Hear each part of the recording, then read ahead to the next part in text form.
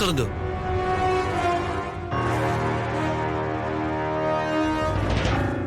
അതേട്ടാ, gas ലീക്കായി പൊട്ടിത്തെറിച്ചതാ.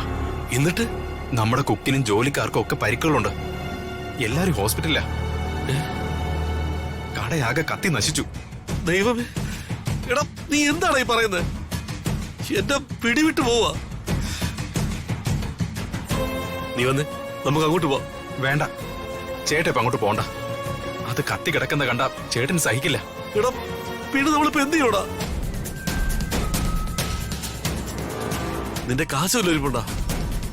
അവരെ ഹോസ്പിറ്റലിൽ കൊണ്ടുവന്നതിന്റെ കാശുണ്ടായിരുന്ന? എന്റെ കയ്യിൽ എവിടെന്നാ ക്യാഷ്? നമ്മൾ നടത്തിക്കൊണ്ടിരുന്ന ചിട്ടിയാണെങ്കിൽ ആകെ പൊട്ടിയിരിക്കുക. ചേട്ടൻ അറിയാലോ, കയ്യിൽ ഒറ്റ പൈസ ഇല്ല. ചേട്ടന്റെ കയ്യിൽ ക്യാഷ് ഉണ്ടോന്ന് അറിയാനാ ഇങ്ങോട്ട് വന്നത്. എടാ എന്റെ കയ്യിൽ എവിടെന്നാ കാശ്? മുഴുവൻ കാശ് നിന്റെ കയ്യിലല്ലായിരുന്നോ? ചേട്ടാ, ഞാനിപ്പോ എന്ത് ചെയ്യാനാ? ഹോസ്പിറ്റലിൽ കുറച്ചധികം ക്യാഷ് ആവും. 4 പേരാ നല്ല കാര്യമായിട്ട് പരിക്ക് പറ്റി ഹോസ്പിറ്റലിൽ കിടക്കുന്നത്. ദൈവമേ, ഞാനിനി എന്ത് ചെയ്യും?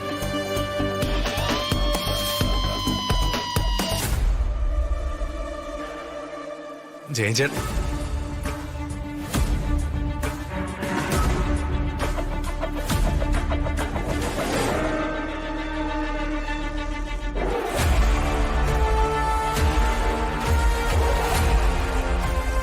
എന്തുപറ്റി ചേട്ടാ? എടി എല്ലാം തീർന്നടി. നമ്മുടെ ലീസിനെടുത്ത് നടത്തിക്കൊണ്ടത് ഹോട്ടലിലെ